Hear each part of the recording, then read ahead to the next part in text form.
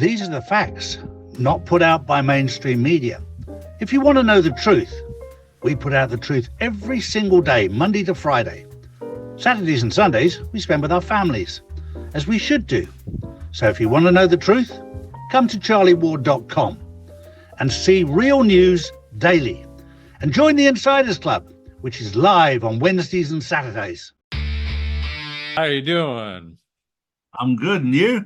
All right.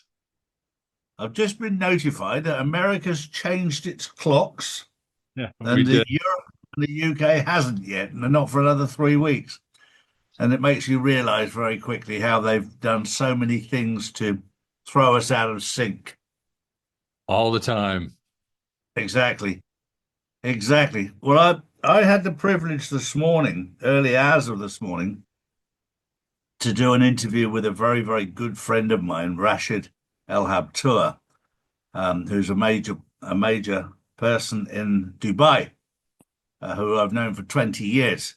His family are responsible for building the most of Dubai over the last 40 years, the Habtour family. He's been a good friend of mine. He was my next door neighbor in Marbella, Spain for many, many years. We became very good friends. And we're still very good friends. He even invited me to go to his summer house with him in this summer down in Vienna. He's sold his house in Marbella and got one in Vienna now. But it's very interesting hearing a different perspective.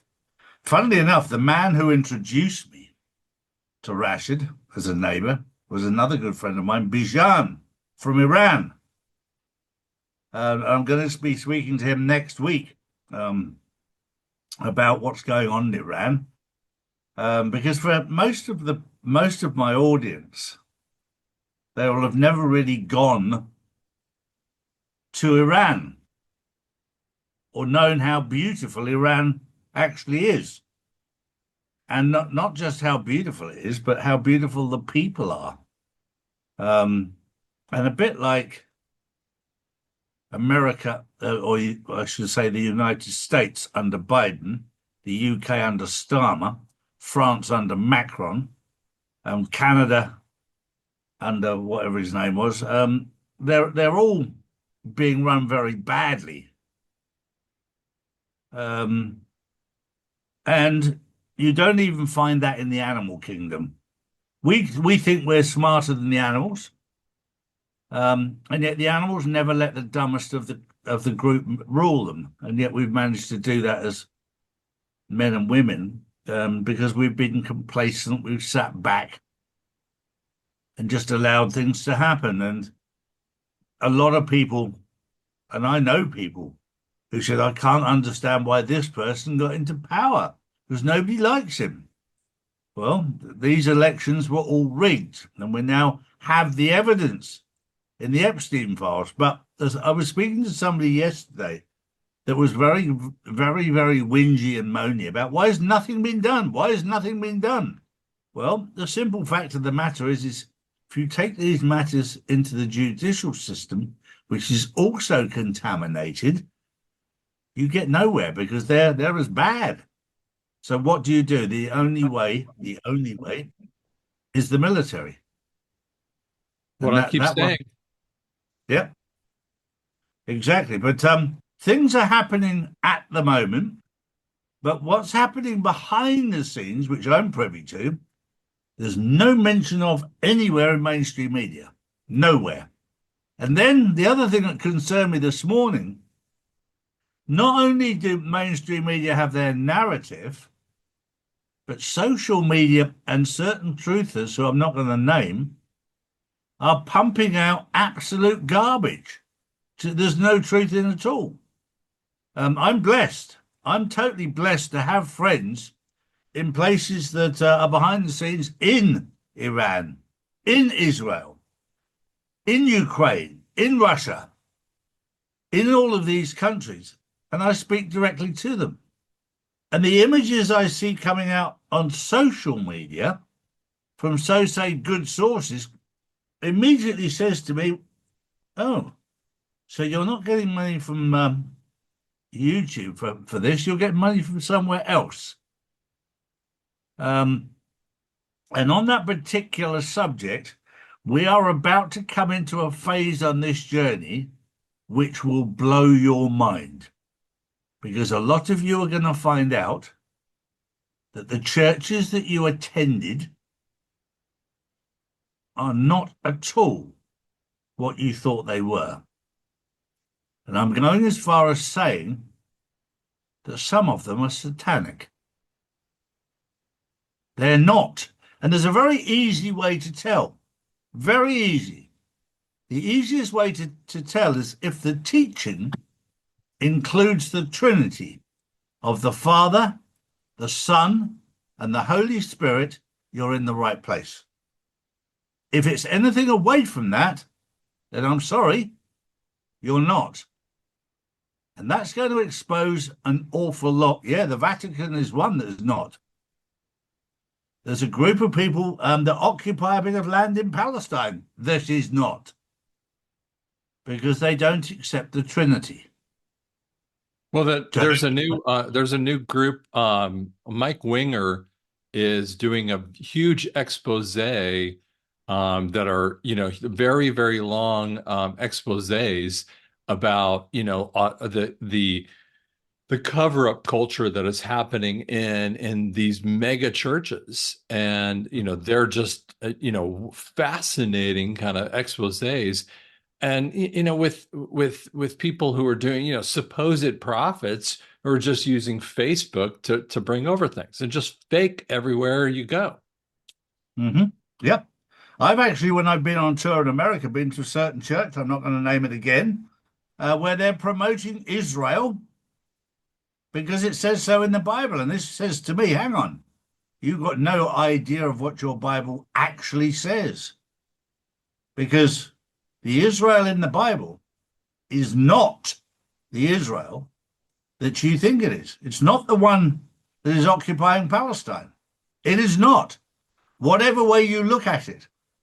And this is where we've been misled and misguided. And just to put it into perspective, it's not your fault, because they've been doing it since 1776 for 250 years. They've been planting the seeds that are now coming into bloom. So it's all of your lifetime, because there's nobody on this Insiders Club, and I've checked, there's nobody on this Insiders Club that is more than 250 years old who can remember before it started. So we've all been duped, we've all been brainwashed.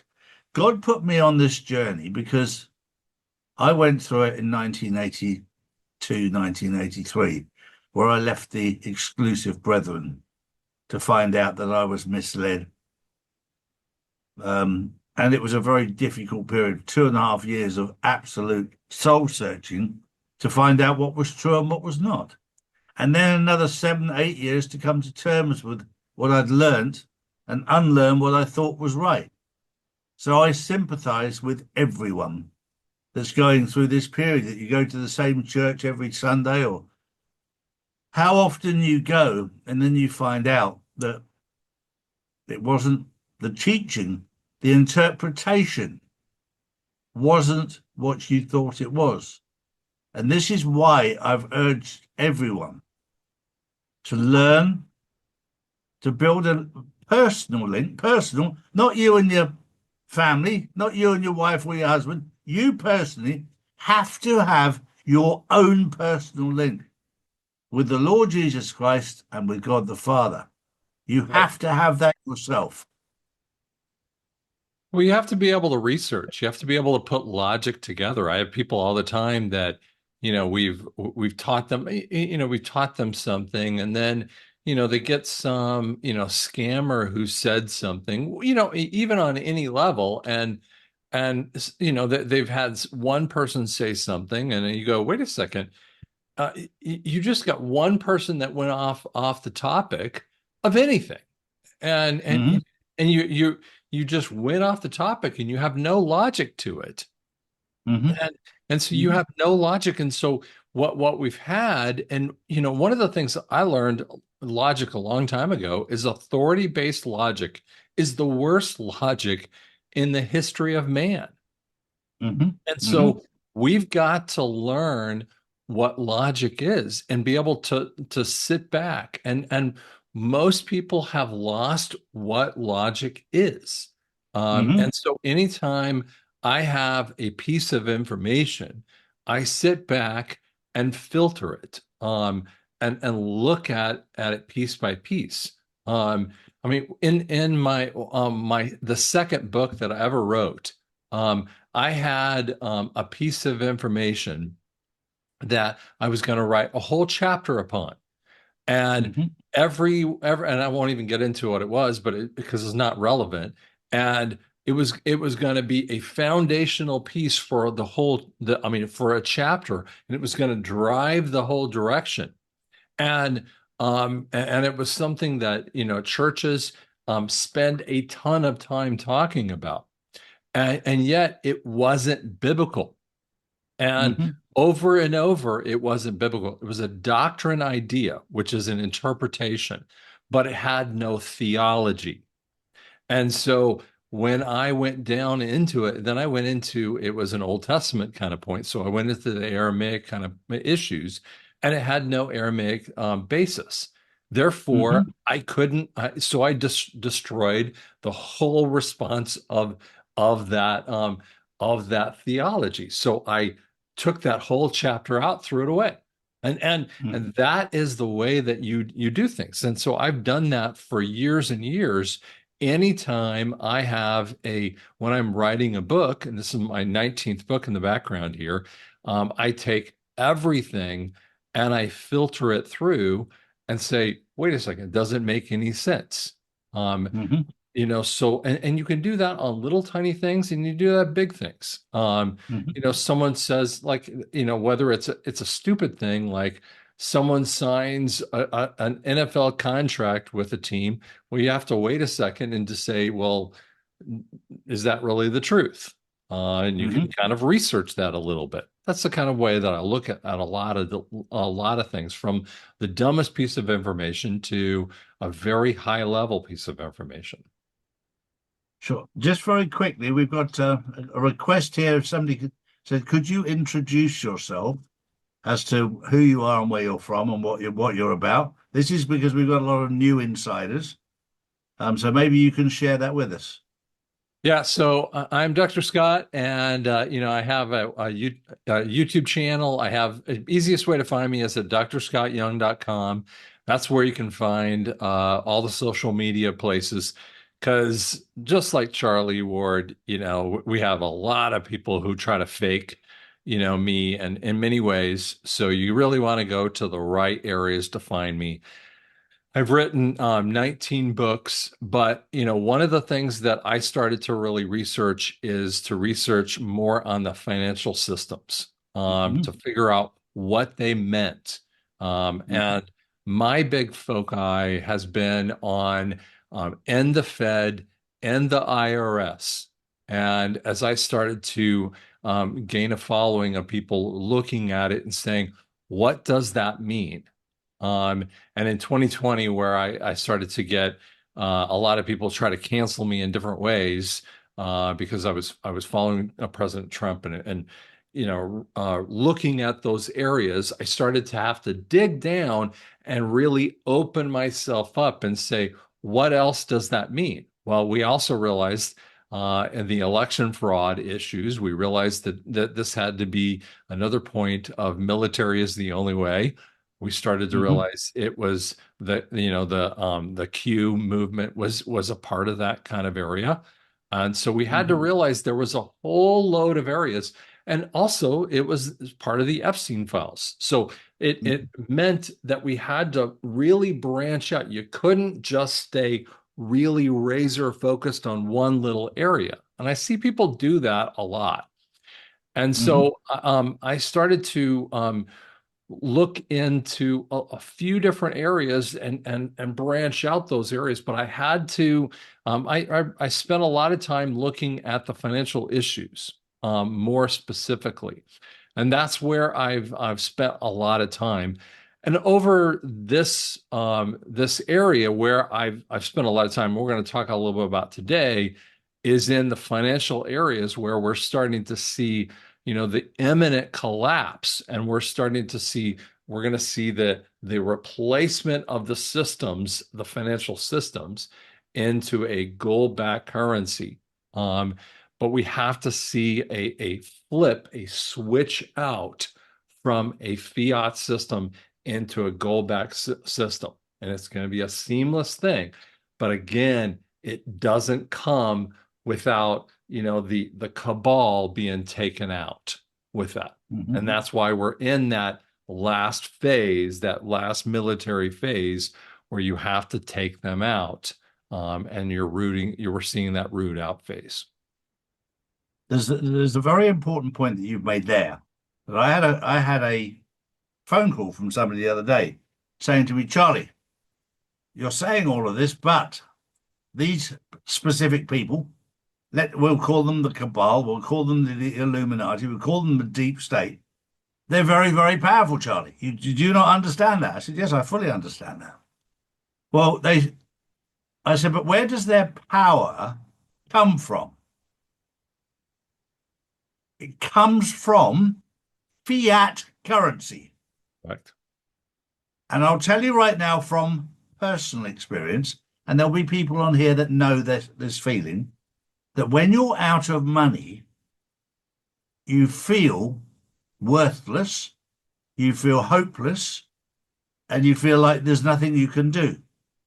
Well, when they've had money for so long and been in control for so long, when you take away, so that printed money, whether it be the US dollar, whether it be the euro, whether it be the pound, when you take that away so it has no value, they have nothing.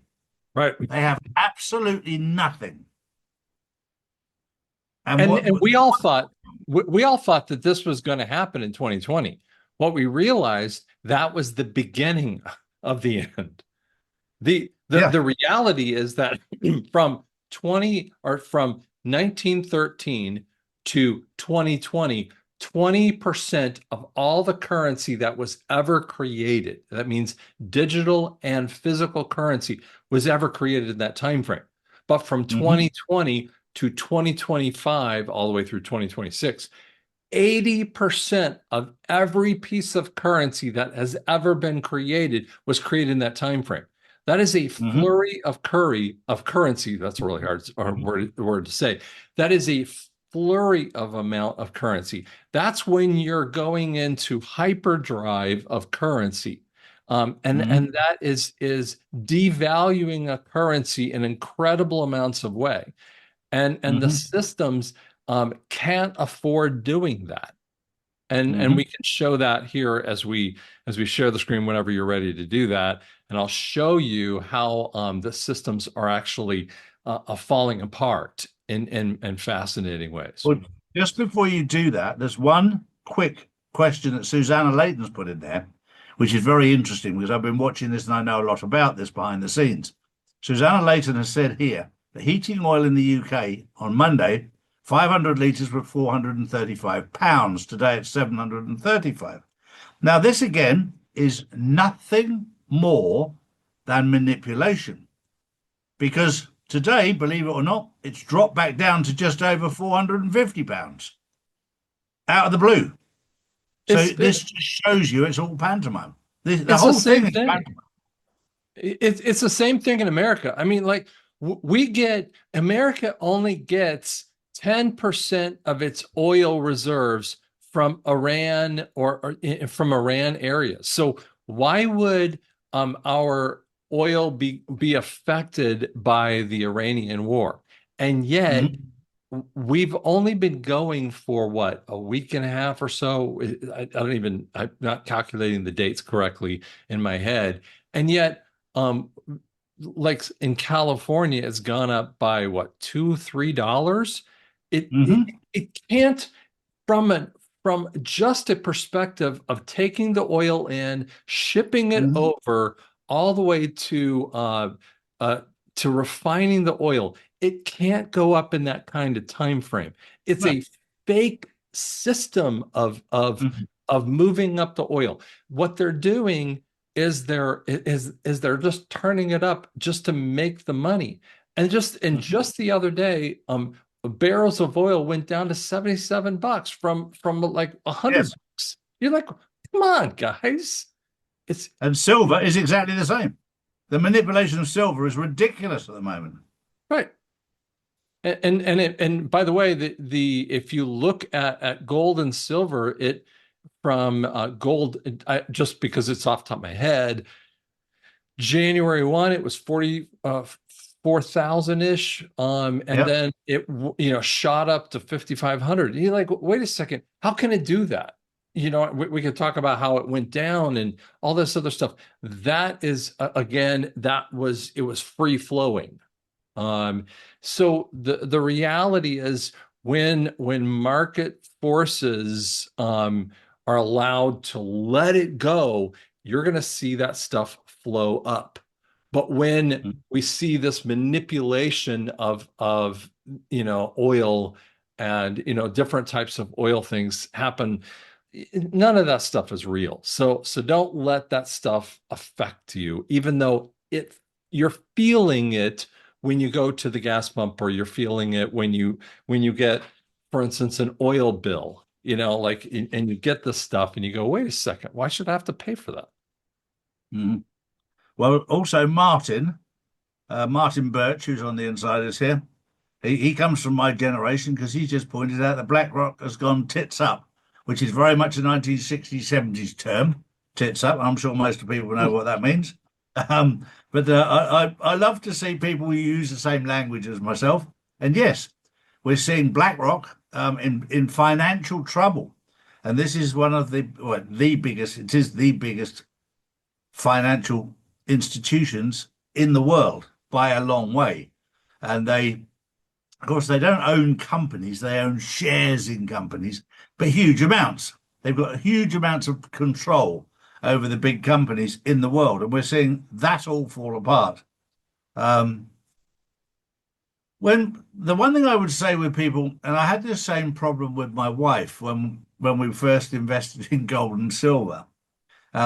We personally, for my wife anyway, we put money into Glint, and every time Glint went up, she thought that was free money, so she went shopping, new handbag, new shoes, and then came back and then hey, look, it's gone down. Yeah. I said, yeah, that's just to stop you shopping. That's God stopping you shopping, making Yeah. you realize it goes up and down. But don't panic because it does go up and down. Yeah. Don't react. Yeah. Don't react at all. Don't Yeah. react at all. Just simply accept the fact that by the end of the year, you'll have more gold than you had before, and you'll have more money than you had before. But during the course of the year, it'll go up and down. And if you're investing in gold and silver, both of those, yes, it gets exciting when it goes up. Of course it does. We all do. But don't get depressed when it goes down and go, oh, I bought it on the high and it's now run low. Don't panic. Yeah. Because by the end of 2026, you'll have a lot more silver than you had at the beginning when you bought it. And yes, there is dips. This is one of the first things you learn. But one thing I'll tell you right now, the volatility in the world market right now, which is what Scott and I are going to talk about, exposes everything. Because if gold and silver are going up and stocks and shares are going up, there's something wrong. That's something that not one economist will ever explain to you correctly. Economists are liars when they can't explain that gold, silver, and stock market goes up, because gold and silver can go up, but the stock market better go down. Or Correct. gold and silver can go down, but the stock market should go up. It's an either or kind of thing. Okay. You can't have all three going up or all three going down. And not one economist from the mainstream media or from regular circumstances should ever explain that, which means it's manipulated through and through. Mhm. And we're not seeing anyone step forward. And I've had a vision for a very, very long time that when we see the flip, the idiots are going to sit back and they're never going to speak ever again. And so we're going to see when the mainstream media gets shut off, we're going to see a vacuum, and they're going to be asking the truthers of the world, the people that have been speaking the real truth, to say, hey, listen, we need someone to talk about this and explain what happened, because Mhm. the idiots have been lying. And we Mhm. need to have people who are going to be able to step forward like Charlie and say, hey man, like what happened? Why is that? Why didn't that make any sense? Mhm. And I'm going to mention one other thing because we're going to talk about the financial system now. While I was on tour in America in 2022 and 2023, the new financial system went into full operational mode back then. It's working in the background, asset backed. I was corrected because I said gold backed at the time. And they said, no, Charlie, it's asset backed because certain countries are using gold, certain countries are Right. using silver, and Right. Zimbabwe is using diamonds. And Zimbabwe has enough diamonds to back the whole of Africa. That's just, it was an example given to me. And God bless the Zimbabweans because you deserve it more than a lot of people. But the operational system of the new generic term quantum financial system, and I say that carefully because I got a horrific email from somebody the other day saying, I've got my new quantum wallet and I've spent £2,000. What? No, no, no. You don't pay anything for it. And don't get scammed. There are so many scammers out there. Do not fall for this rubbish. If you're in doubt, drop us a line before you part with a penny, Right. because we won't ask you for a penny. Nobody who is on the right Right. side of history will do it. The problem is, as we transfer from an old system to a new, all the scammers come out of the woodwork. Yep. So be Yep. very, very careful, but we will keep you very much informed. And I'll let Scott carry on with what's happening in the financial world and share his screen with what's happening. Exactly. Exactly. Okay. So let's show you a little bit about what's been happening here, and we will get into that. And let's show you what's been happening. Can you see my screen pretty well right Yep. there? Okay. So here's what's been happening. So the imminent collapse of the debt. It's easier for me to see it from this kind of area right here. Okay. Yep. So you can go to Dr. Scott Young to see everything. And let me show you. This one is commercial office space, the delinquency rate.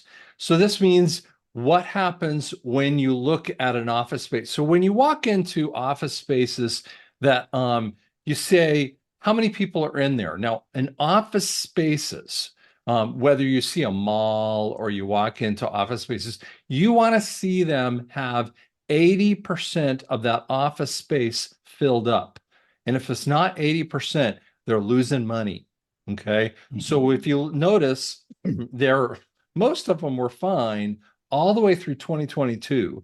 And notice that it goes massively high from 23 and on. This is a massive problem that was happening.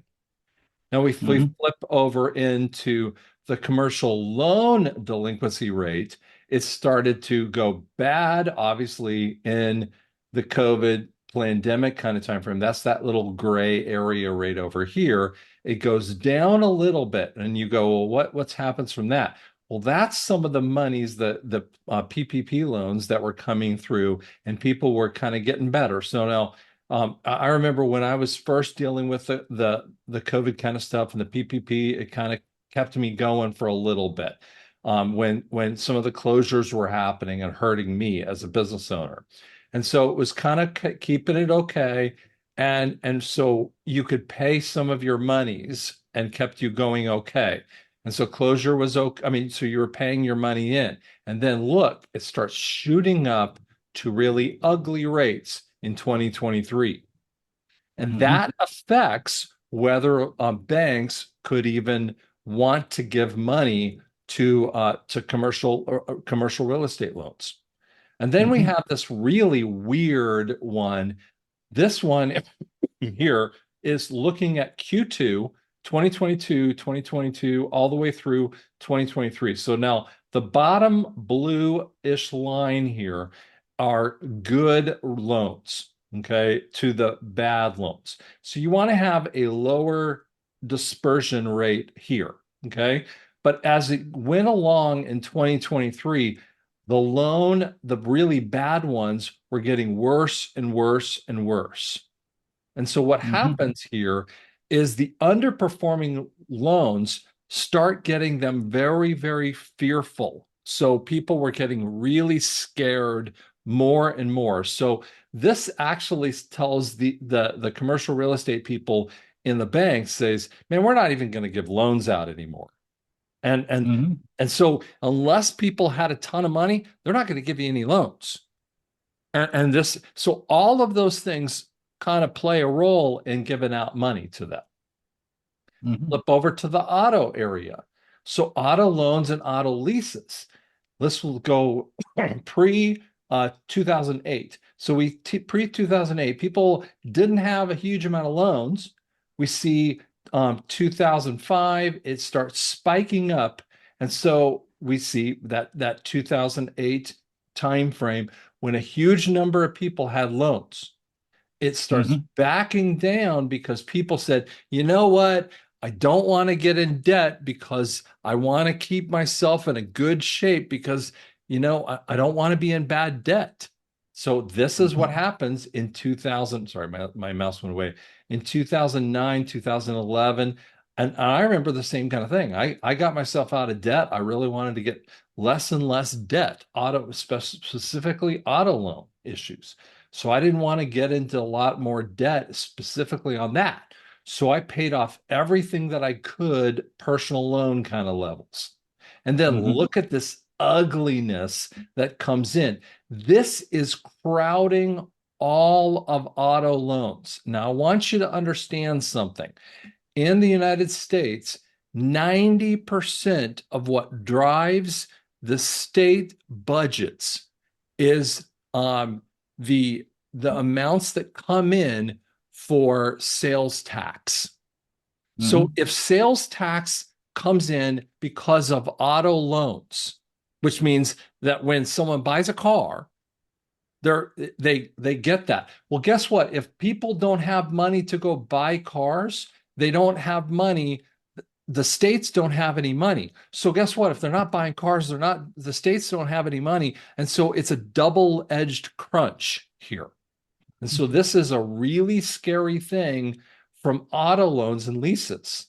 And so people go, wow, I'm not going to buy any cars.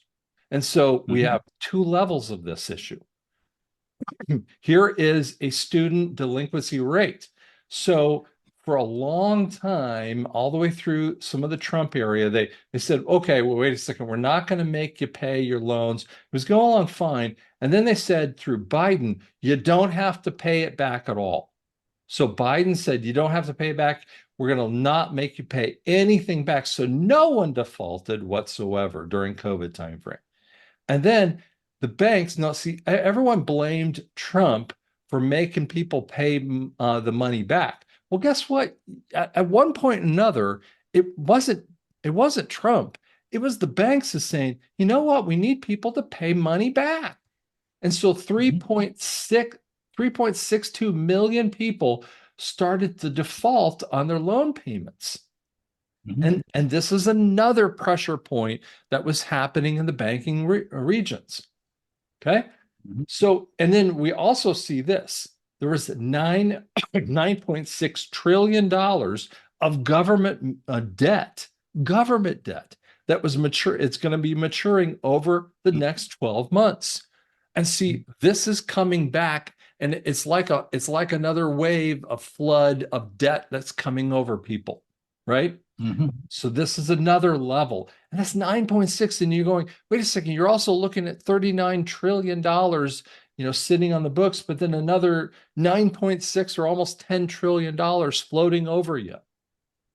Mhm. Here's a fascinating one. And this is one of the reasons why no one's buying anything. Okay, so this is from the Fed. It's called the Fed. This is how they said. This is called the prime loan rate changes. Mhm. So this would be the percentage rate that happens. Now, the percentage rate of the Fed is just the beginning of the interest rate. So banks actually have to put a percentage rate on top of that number. Okay, so they Mhm. they can't just use that number. They have to go on top of that amount. So go back to Mhm. the 1960, it's 5%. So they would have had to put, XYZ bank would have to be 6 or 7% on top just to have that Mhm. number.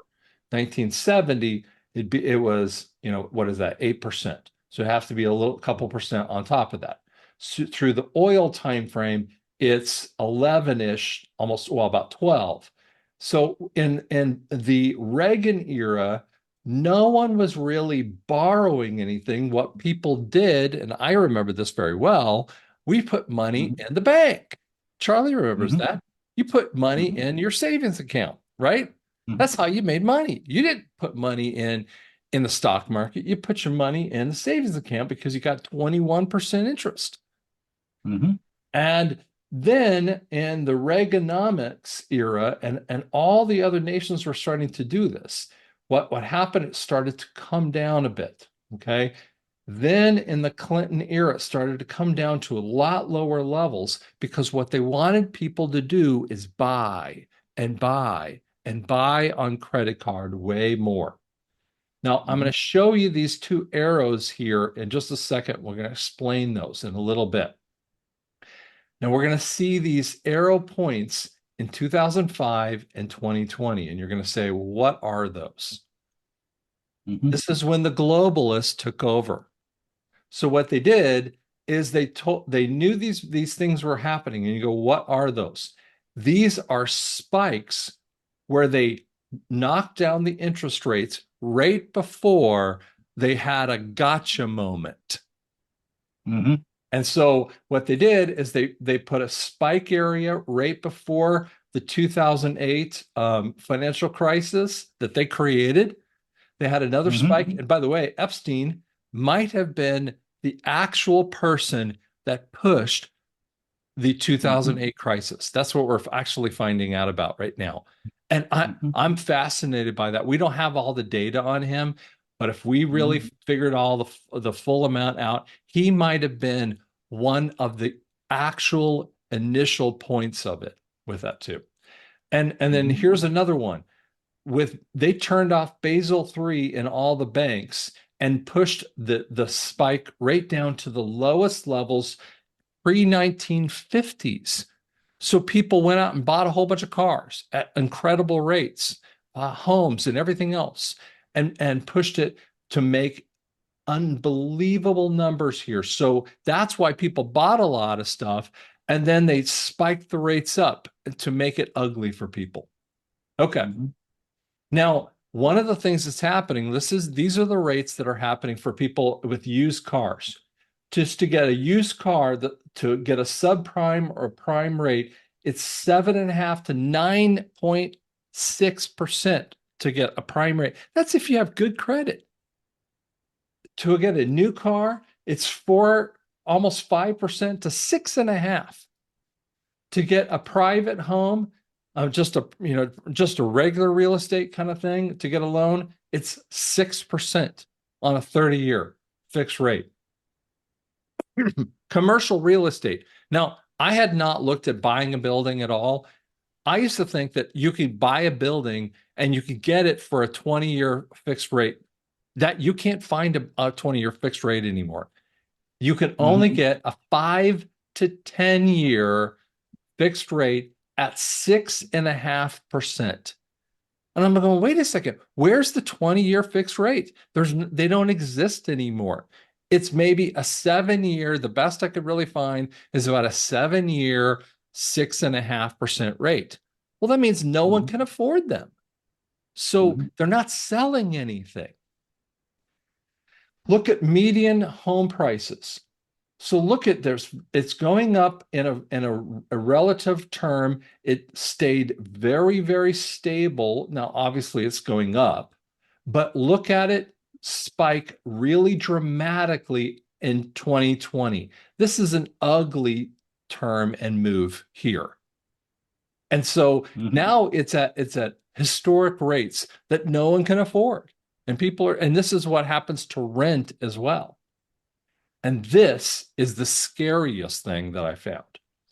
Look at this is cars. It is so stable through 2000 through 2020. Very stable. And look at after 2020, it spikes to ungodly rates for used cars. This is used cars and for new cars. Now it started to come down a little bit, but you know what? It's at a number that no one can afford. So now what we have basically, and we'll come off of the stop and the share. Here's what we have. We have all of the markets of all types, all are at historically high prices. No one can afford anything. So guess what? We have a freeze in all of these markets. No one can afford anything. All the markets are almost frozen and no one wants to talk about it. What we have is an inability to accomplish any bit of the debt. We have $39 trillion in the Fed, $106 trillion of personal debt in America. And if we shoved forward every dollar that we could ever push together, there's only $5 trillion of cash that we could push together. We don't have enough money to pay off the debt. That's why I kind of say when we end the Fed and we go into a gold-backed currency, we have to have a debt forgiveness. And so I can see now why God has put me on this journey with what you've just said there, because I'm 65. And from the age of 24, which is 41 years, I've never borrowed money for a car. I've never borrowed money for a house. I've got a number of houses. I've got a number of cars. Never borrowed money. I've also not paid any tax for 40 years because I've lived or been resident in a tax-free country. 10 years in Gibraltar, completely legally. 10 years in Zug in Switzerland, completely legally. And the last 3 years in Dubai, completely legally, which enables me to run my business tax-free and my income tax-free, which allows me to be able to buy a house and buy a car without borrowing money. Now, I was told on very, very good authority 6 years ago that when the reset, the revaluation happens, you'll be able to buy a house for 2 years' salary, which takes us back to the 1950s. My father bought the house that I was born in, 84 One House Road in Stowmarket, for 2 years' salary in the 1950s. I was born in 1960. But he bought that house for the same money as 2 years' salary. The question I've got for Scott is an interesting one because neither of us know the answer, but it's going to be a gut feeling one. Is our wealth going to increase enough for us to be able to have 2 years' salary to buy a house? Or are the housing markets going to crash so that we can afford it? It's going to be one or t'other. It might be a combination of both. But we're going to be able to buy a house for 2 years' salary where you won't need a mortgage.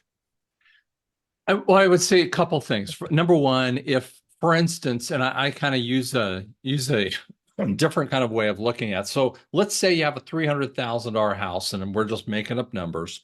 In America, that's a very common kind of number. So you have, if you put down 20% on the house, so you have $240,000, right? So you put down $60,000 in the house so you to get away from PMI. Okay. So you have $240,000 and you finance that. So that $240,000 wiped out in that way. So, but that house still is you believe that it's worth $300,000, but that's a comp value. It's called comps, so that real estate is looked in that kind of way. What would that house be worth? Now, everyone has just had their mortgages wiped out. I still believe what happens is that in the first few months, everyone is trying to figure out what do houses cost. I mean, the real estate market is reeling at that very moment. They have no idea what to value things at. I would say personally, what would happen is that probably goes down by a third almost instantaneously. Yeah, So I agree with I that. would say maybe 200,000 at that moment in time. And then people get really mad at me almost instantaneously. Well, I lost a lot of value in my house. And I'm like, wait a second, what are you talking about? You had Yeah. $60,000 in value, in your value in your house, and now you had $200,000 in value in my example there. So hmm now, if you wanted to buy a bigger house because you have a bigger family for whatever reason, and you want to buy a bigger house because of whatever circumstance, maybe you're going to buy a $250,000 house, but the comps are different, right? So hmm you're going to be able to buy that. So, what I always recommend in this circumstance, if if the change happens tomorrow, you should definitely wait 6 months because the Yeah. comps are going to change so dramatically. Real estate agents are going to be changing. We also don't know what's going to happen for instance, in America, I believe that all of the states are going to be arguing pretty dramatically about property tax. hmm And property tax has got to be dealt with in a very dramatic fashion. So, hmm what will happen to property tax? Because they have been overvaluing our houses in a very dramatic way. So, will that affect the house prices even farther? Will that depress those values down to change the comps even further? Maybe then those comps come down to 120,000 in that same value point too. And then you might be saying, well, now we're closer to what you just said. So does the property, once the property tax points, that we actually proved that the states have been overvaluing that house, because I look at property values and I go, wait a second, why did my house go up that dramatically? It's because we have a fiat-based system that has been overvaluing things. And so Well, when we Petra's got a point there as well. With the new system with Nasara Jasara, there won't be these property taxes. You right. have a very good point, Petra. Very, very good point. Yeah, so everything has to be changed, and we have to have whole mindset points. In a hmm fiat-based system, everything is based upon debt. hmm That there are people, Robert Kiyosaki actually has a very powerful way of thought process. He uses debt to get ahead. And by the Yeah. way, there's nothing wrong with his mechanism, because hmm you use debt to further your business model. That's exactly what you should do in a debt-based system. Um, hmm whereas, other people talk about getting out of debt all the time. Well, in a debt-based system, why do you want to get out of debt? hmm I'm not trying to beat up people in either way you think, okay? But hmm in a asset-backed system, hmm you're not ever going to want to be in debt. hmm So people are now, and by the way, that is one of the conversations that I actually have in my book called Revelations of the Red Pill. On my website, you can kind of look at that. there are going to be people who are going to want to jump back into debt. And I'm going to say, never, ever, ever go and do that. Hmm. I mean, listen, there are going to be people who want to try to do that a little bit, but don't try to do that again because they're going to have to change their whole mindset and get out of the debt cycle. They're going to have to Hmm. relearn this whole thing again. Hmm. So yes and no, but I think it's going to take 6 months to a year for comps to change so dramatically. So we have to have, governances in the states and the world to fix their fiat mindset into asset-backed mindsets. Sure. Well, very quickly, we've got about 10 minutes left for Drew to come through with any questions because it's been quite flat out, this inside. It's kind of flown by because there's a lot of information out there. So, Drew. Okay, Charlie, first question goes to you. Are collector cars, hot rods, going to become obsolete? I've heard vehicles that run on gasoline will not exist after 2030. Then somebody's lying to you No. because they'll always be hot. Look, I'm a petrol head. I drive a 6 litre V12. I don't drive, my driver does. A 6 litre V12. I will never ever buy electric. I will never ever buy hydrogen. I love petrol. I come from that era.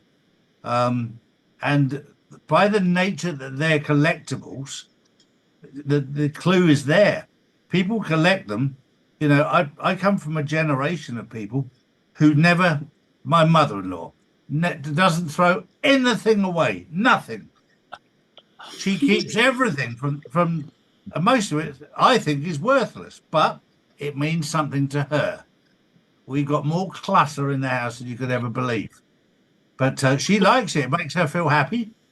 And I'll tell you right now that in 20 years' time, there'll be plenty, plenty, plenty of people out there that will be still firing up their petrol engines.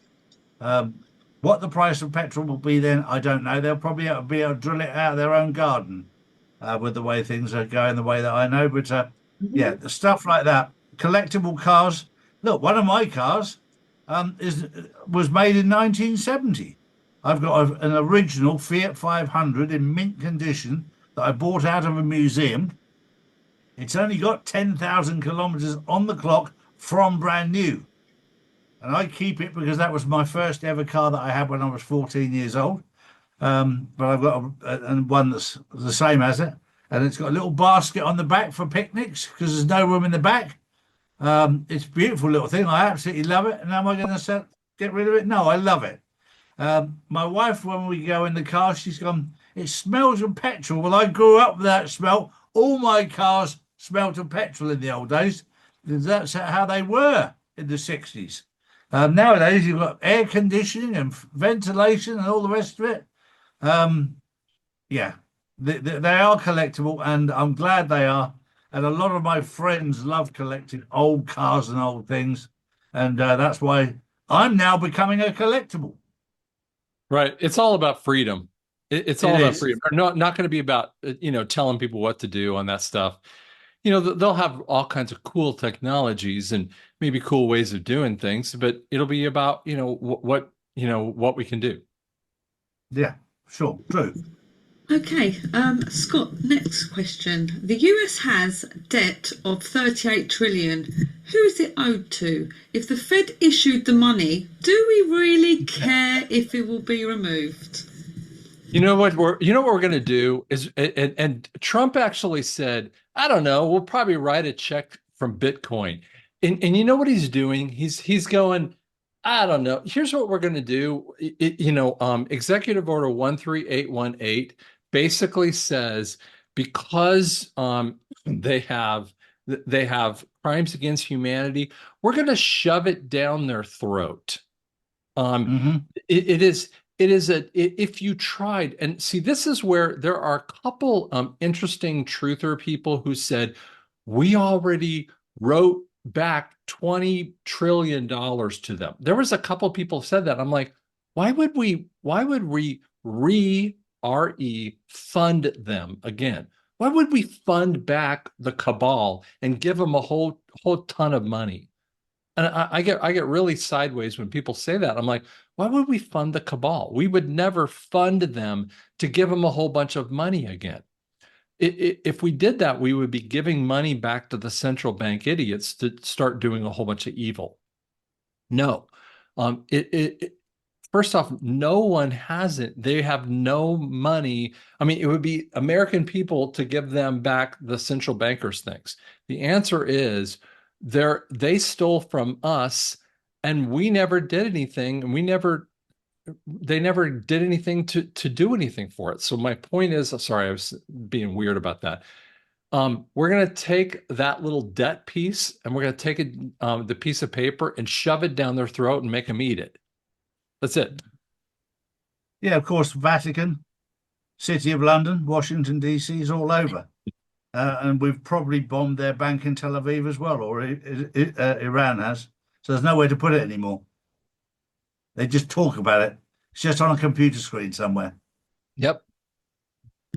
Scott, what is your outlook for 2026? My outlook is, I'm a guy that I never look anything more day to day, week to week, because I can't, because there's so many things happening.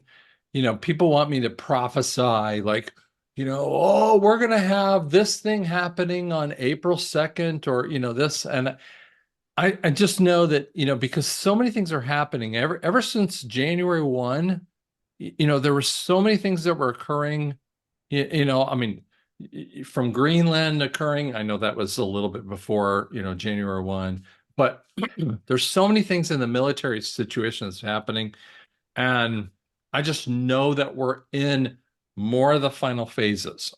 So I'm just keeping myself afloat in prayer, and I'm up at 3 and 4 every morning, and just trying to keep the noise out of my head all the time. So that's kind of where I am. Right, can you go through the significance of BlackRock being in trouble? Yeah, it affects everybody. Because if BlackRock is in financial trouble and people are unable to take their money out, people have invested into BlackRock because they are a financial institution.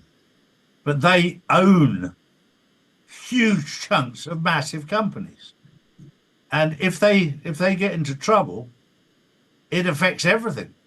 But and without going on too much about it, they are part of the cabal. They are part of the Illuminati. They are part of the problem. So we're watching it, as Scott rightly says, we're watching it all disintegrate. And Scott and I are just commentating on the demolition. We're watching it all collapse because we can see exactly what's happening because we know where to look. It's a bit like a blind man at the firework display with some people. They can hear the bangs, but they can't see any fireworks. And there's a lot of people out there that are completely blind to what's going on. They can hear stuff, but they can't see a thing. Well, Scott and I just know where to look. And we know exactly where to see at the best vantage points to have a look at what's going, so we can commentate and give an informed declaration, if you like, of what's happening. And we're watching this all fall apart. And both Scott and I are sat here with a smile on our faces because we've been waiting for this moment for a long time, the collapse of the old system. And the reason, for me, it's a personal thing. The moment it collapses, it brings to an end human trafficking and drug trafficking, the two biggest problems in society and the two biggest businesses in the world. And the sooner it happens, the better. And to see the end of human trafficking and child sacrifice, and the drug business over, will be an absolute blessing. And I pray every day to God that either take us to a place without all this, or remove that from this world that you created so beautifully. God created the earth, the heavens and the earth, beautifully, and we've messed it up. So we're trying as we can to tidy it up, but we can't do it by ourselves.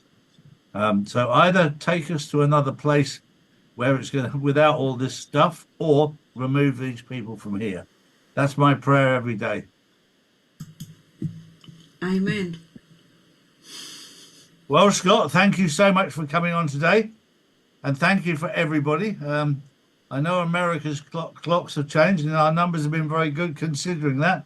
And I thank you for that. But I've done a video today which Drew's just put out with Rashid Al-Habtu from Dubai, from the top families in Dubai. He's been a good friend of mine for over 20 years. And these sort of videos are beneficial to us all. But thank you all. And we'll see you again very, very soon. Scott, thank you. Drew, thank you. I appreciate it. Hi guys, it's Charlie here. If you're looking to protect your future with gold or silver, pick the region you're in and choose one of our trusted partners. Global Gold for those that are based in America and Canada. And for those in the UK and Europe, we have Orvesta. Get yours now. Charlies.gold.